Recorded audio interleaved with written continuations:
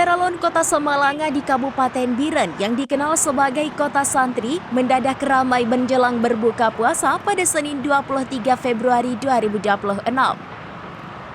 Ribuan warga memadati kawasan Kede Samalanga dan sekitarnya untuk berbelanja kebutuhan berbuka.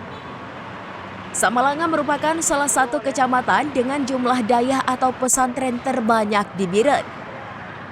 Di antaranya Dayah Mudi Samalanga, Umul Aiman, Dayah Putri Muslimat Samalanga, Dayah Jamiah Al-Aziziyah Bateili, Dayah Tautiatut Tulab Arongan Simpang Mamplap, serta puluhan dayah lainnya. Ratusan pedagang makanan dan minuman berbuka memenuhi sepanjang jalan 2 jalur di kawasan Kota Samalanga.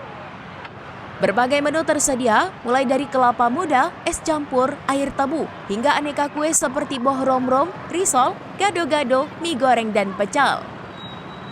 Ruas jalan 2 jalur dan jembatan kembar Samalanga menjadi magnet tersendiri yang menarik warga memadati kawasan tersebut. Para pedagang terlihat cekatan melayani pembeli yang datang silih berganti. Meski padat dengan berbagai jenis kendaraan, arus lalu lintas di ruas jalan tersebut tetap terpantau tertib.